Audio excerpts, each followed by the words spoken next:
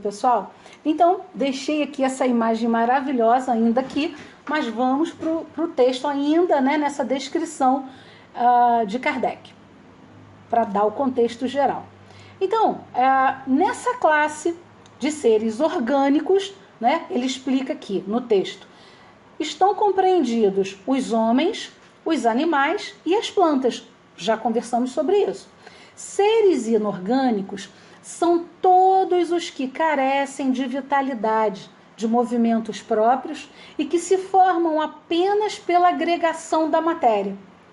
Tais são os minerais, a água, o ar e etc. Então, para dar uma ilustrada nos inorgânicos, mas principalmente nos minerais, né, porque a água, o ar fica mais fácil, eu trouxe aqui uma fotografia. Né? Então, aqui a gente tem exemplo de vários minerais. Lembra quando eu falei a questão de existir a inteligência? Tá vendo essa pedra aqui, pessoal? Não sei se vocês já tiveram. Ela é linda, ela é roxa e ela é cheia de desenhos, né? Isso aqui não é, essa superfície dela aqui não é lisa, né? Ela é cheia de pequenas montanhas, vamos dizer assim. E é uma pedra, né? Eu tenho uma que tem uma pequena, ela é quebrada no meio e eu vejo, ela é oca e daí por dentro a gente tem isso aqui. Essa pedra, ela cresce na natureza, assim como as nossas montanhas crescem. E já repararam que elas crescem proporcionalmente? Não deixa de ser uma espécie de inteligência. Mas isso a gente vai ver melhor. Nós já vimos ali, né, essa questão da inteligência, mas nós vamos ver um pouquinho mais para frente, tá? Foi só para ilustrar e aí trazer um pouquinho de cor aqui para gente. Vamos continuar aqui, né? Seguindo, já acabou a descrição, vamos voltar para as perguntas. Temos aqui a pergunta 60. É a mesma força que une os elementos da matéria nos corpos orgânicos e nos inorgânicos? Sim, a lei de atração é a mesma para todos. Nós vimos lá em cima, eu até falei que a gente ia ver, foi aqui? Foi, ó. Ele fala aqui que uma das características, né, dos seres inorgânicos tem aqui a lei da atração. E eu disse aqui que a lei da atração, ela funciona para os seres inorgânicos e também para os orgânicos. Nos inorgânicos, é essa força que faz com que as moléculas se atraiam uma às outras. E como a gente falou, naquela pedra e nas montanhas, ter esse crescimento proporcional. Sem ferir a identidade, sem ferir a característica principal daquele mineral. Então, voltando aqui para a pergunta, olha só o que ele responde. Presta bem atenção, meus irmãos, porque isso é muito importante para nós, é muito importante para o nosso dia de hoje, agora, sabe? Para o que está acontecendo na nossa vida e para que caminho nós pretendemos dar para a nossa vida. E hoje eu digo para vocês que eu falo até com um certo conhecimento de caso. Não sou psicóloga, nem terapeuta, nem nada disso. É experiência de vida. Mas vamos lá, olha só. Mais uma vez a resposta. Ele pergunta se a força que une os elementos da matéria nos corpos orgânicos, ou seja, aqueles que não têm vitalidade, que não têm vida, é a mesma entre os inorgânicos, os que não têm vida, e os orgânicos que têm vida. A mesma força. A mesma força. Olha a resposta. Isso é uma resposta dos espíritos, do plano espiritual, do espírito de verdade, né? Que foi orientado. Jesus disse que a doutrina espírita é o consolador prometido. E é verdade, olha só. A lei da atração é a mesma para todos. A mesma que age nos corpos orgânicos e que age nos corpos inorgânicos. A lei da atração é a mesma. Ótimo, mas você está repetindo, tem um motivo. Para a gente entender melhor aí essa questão da lei da atração agindo sobre os corpos orgânicos e os inorgânicos, vamos partir para essa figurinha aqui, ó. Não, deixa eu ver aqui. Tá. Vamos para a próxima pergunta, depois eu entro nas figuras. Olha só. Pergunta 61. existe diferença, há diferença entre a matéria dos corpos orgânicos e a dos inorgânicos?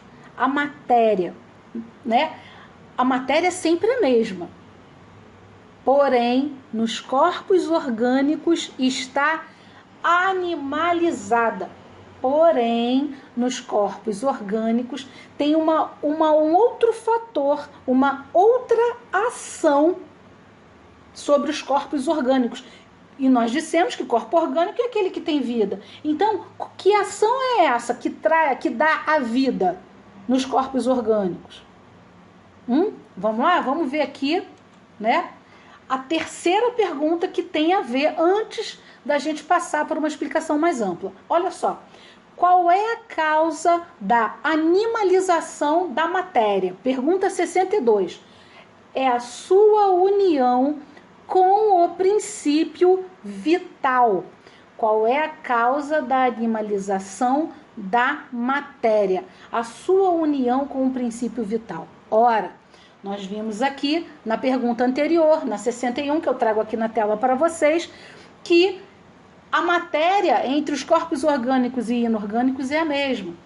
Mas nos orgânicos tem uma outra força, que é quem? Nós já sabemos, o princípio vital, que animaliza, que traz a vida para os orgânicos, que nós descobrimos que é o princípio vital, fluido vital animalizado.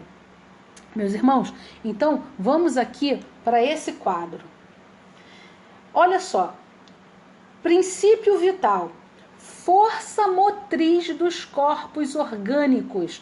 O princípio vital é o que dá vida, é o que dá aquele movimento próprio que nós vimos anteriormente, que é uma das características dos seres orgânicos. Olha, vitalidade própria, movimento próprio. Então, quem é responsável por isso? O princípio vital. Está aqui, força motriz dos corpos orgânicos.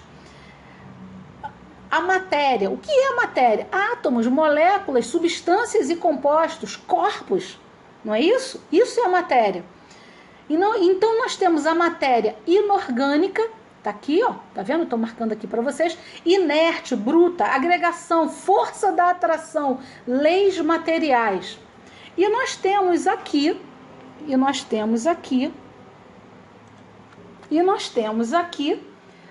ó, a matéria orgânica. Matéria orgânica como princípio vital, não é isso? Então, olha só.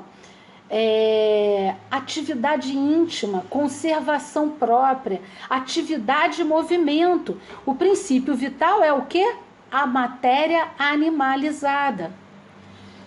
Vamos aqui, né? Olha só, aqui é uma representação, tá, pessoal? É só para vocês entenderem, né? Visualizar. Então, aqui é um corpo, a gente viu aqui, ó. A matéria, corpos, né, substâncias, compostos e corpos. Então, aqui a gente tem um corpo humano e aqui o princípio vital.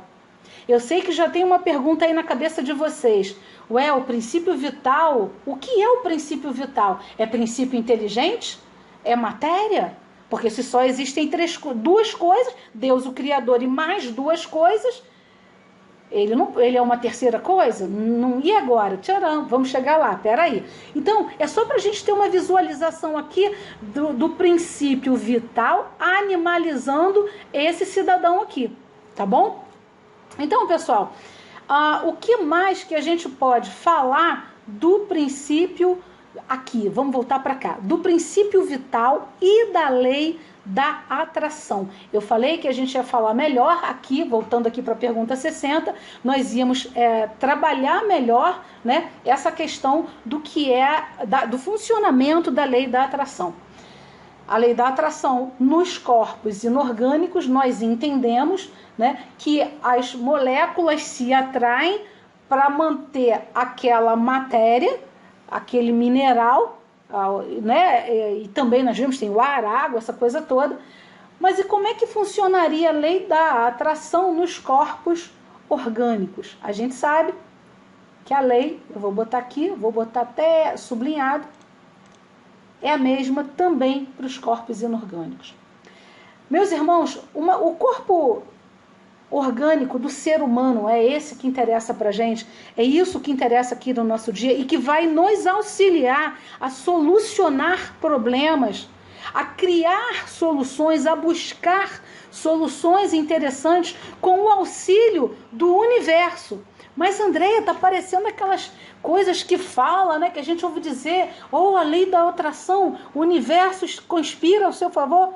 Conspira, está escrito aqui. Nisso aqui que a gente está estudando. A lei é a mesma para todo mundo. Nos corpos inorgânicos, eles não têm vontade própria. Então, a natureza, a estrutura simples deles, a lei da atração vai responder àquela constituição simples deles. Ótimo. Nos animais que não têm inteligência, vai funcionar da mesma forma. Agora, nós seres humanos, nós temos o princípio inteligente. E o que é que o princípio inteligente muda em relação aos animais e aos vegetais? Eu te digo, muda tudo. É só nós sabermos usar. Não é de qualquer maneira, é saber usar. E, além de tudo, usar essa ferramenta maravilhosa que Deus deu a cada um de nós. Mas eu vou falar dela daqui a pouco, quando a gente sair desse intervalo. Tá bom, pessoal?